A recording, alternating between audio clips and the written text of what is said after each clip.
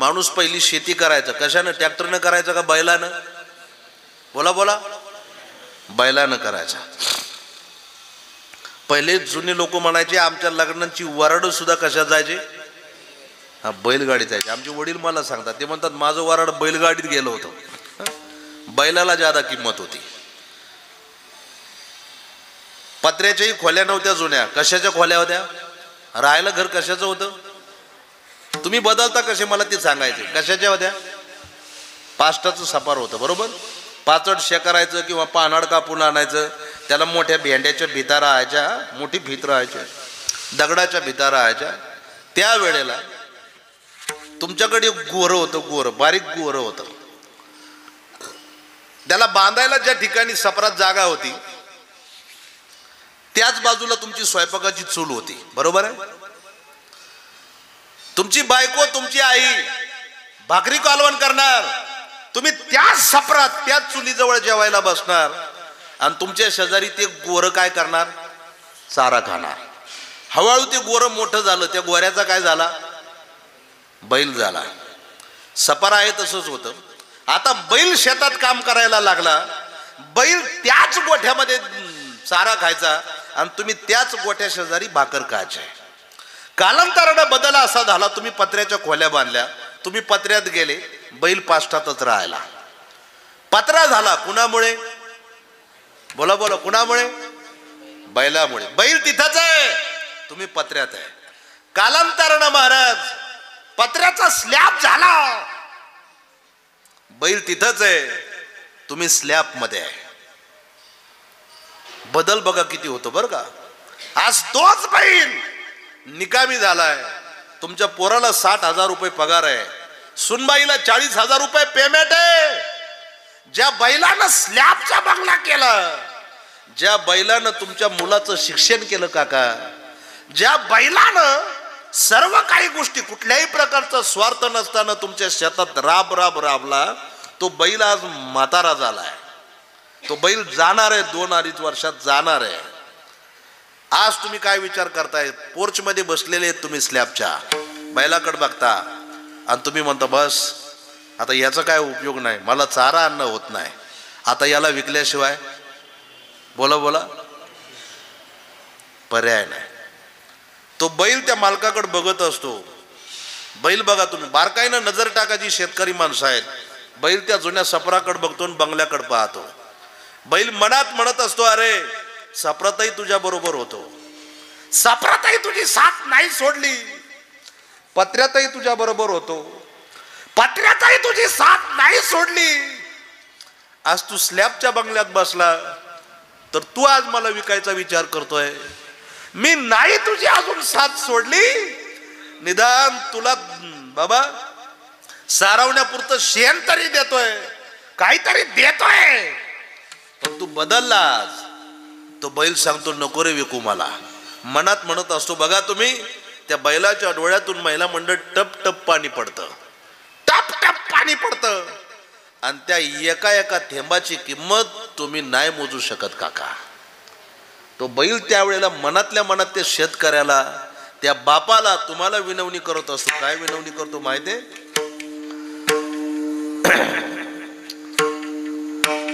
तुझ्या शेतात राबून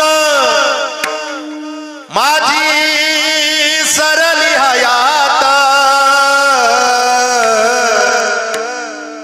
तुझ्या शेतात राबून माझी सरली हयात,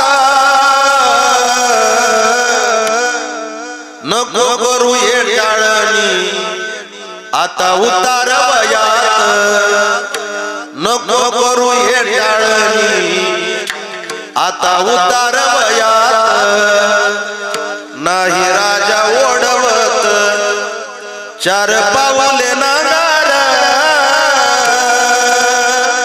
नको म्हणून सवळ, नको म्हणून डंगर, नाही राजा ओढवत 4 पाऊले नांगर,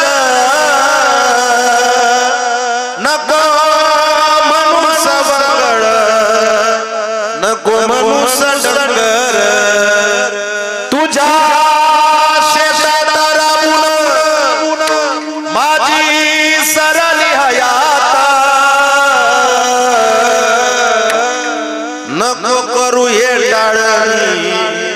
आता उतार वयात माझ्या आईनं उमेदीत माझी गाई सवरी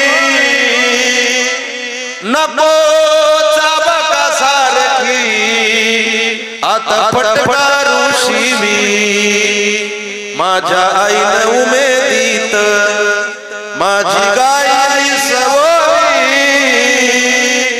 नको चाबका सारखी आता फटकारू शिवी तुझ्या शेतात राबून माझी सरली हयात नको करू हे टाळणी आता उतार वयात नको करू हे टाळणी आता उतार वयात माझा घालावया शीन तेव्हा चारा से गुळ कधी घातली सजून कधी घातली समाळ माझा घालावया शीन तेव्हा चारा से गुळ कधी घातली सजून कधी घातली समाळ तुझ्या शेतात राबून माझी सरली हयात नको करू हे टाळणी आता उतार वयात अशा गोड आठवणी त्याचे करी रवात मला तुझे कुशल चिंतित जनावर पण तू सांगतोय मालकाला अशा गोड आठवणी त्याचे करी रवात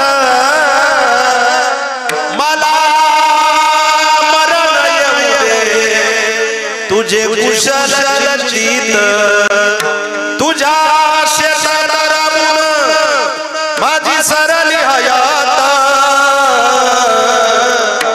नको करू हे टाळणी आता उतार वयात मेल्यावर तुझे ठाई पुन्हा एकदा रुजू दे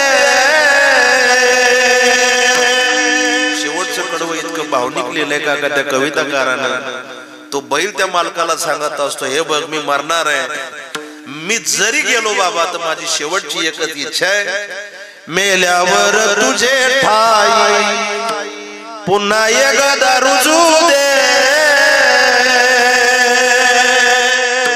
माझ्या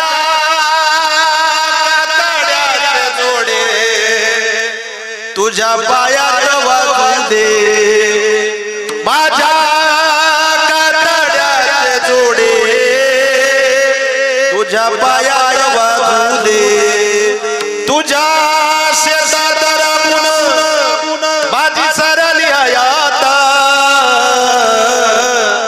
नको करू हे टाळणी आता उतार वयात नको करू हे टाळणी आता उतार वयात नको करू हे टाळणी आता उतार वयात नको करू हे टाळणी आता उतार वयात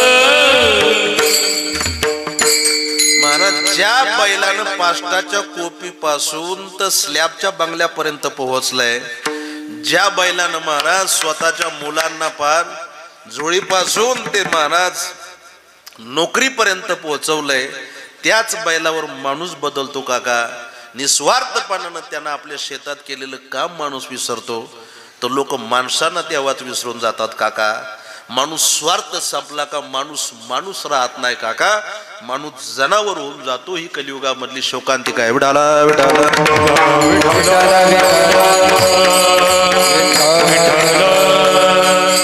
बदलण्यापेक्षा माणसानं संपत्ती बाजूला ठेवा सोनं नाणं बाजूला ठेवा महिला मंडळ शेवटी माळ नाही काढणार काय काढून घेणार आहे भूषण या घेती काढून या बांधून या देती यामाची हाती शेवटी फक्त एकच गोष्ट आहे, ऐका बारकाईनं.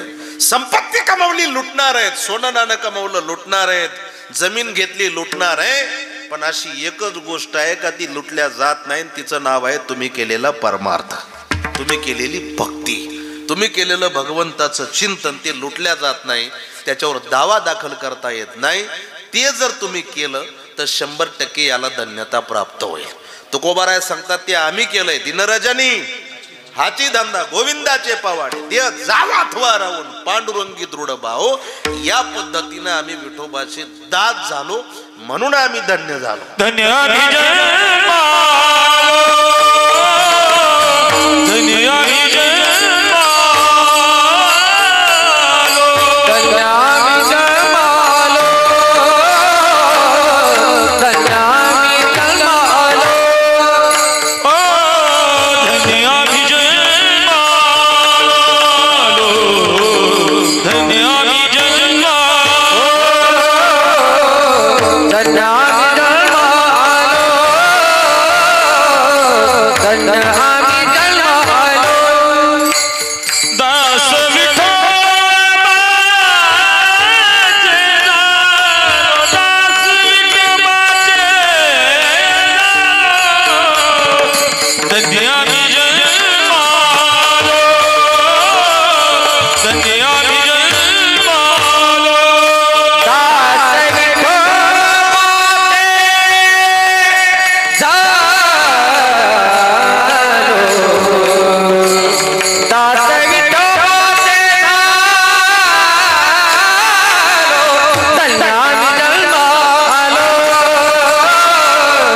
धन्य आम्ही जन्मालो, धन्य आम्ही जन्मालो, धन्य आम्ही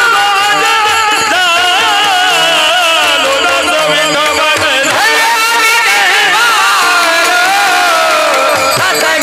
विठोबाचे झालो,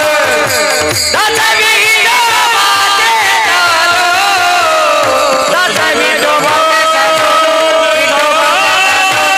विठोबाचे धन्य आम्ही जन्मालो, दास विठोबाचे झालो. तुकोबाराय सांगतात याला धन्यता प्राप्त करून दिली. पण केव्हा? जेव्हा विठोबाचे दास झालो तेव्हा याला धन्यता प्राप्त झाली. मग त्या विठोबाचे दास होण्याकरता आणि याला धन्यता प्राप्त होण्याकरता काय करा? विठोबा रखुमाये, विठोबा विठोबा रखुमाये, विठोबा विठोबा रखुमाये. हरि जय जय जय जय, हरि जय जय जय जय, विठोबा रखुमाये, जय जय विठोबा रखुमाये. हरि जय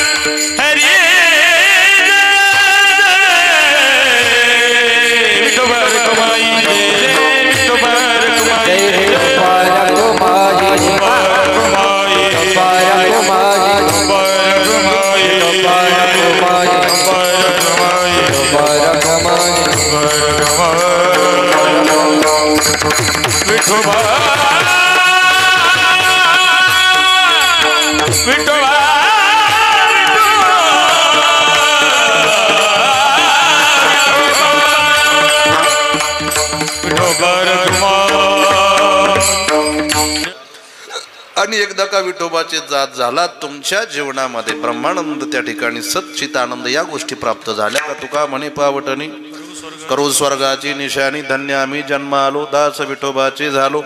म्हणून त्या नियमाप्रमाणे महाराज या यलोकीचा प्रवास करून गेल्या 1 वर्षापूर्वी आपल्यातून गेलेले पिताश्री कैलासवासी पुंजाजी भागोजी चव्हाण, एक मुलगा आहे, 2 मुली आहेत, हा सर्व परिवार, नातू नाती, हा सर्व चव्हाण परिवार.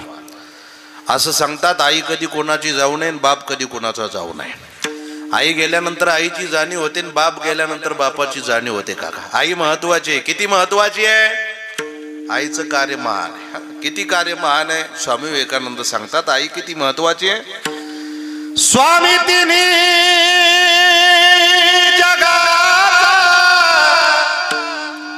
आई ना भिकारी,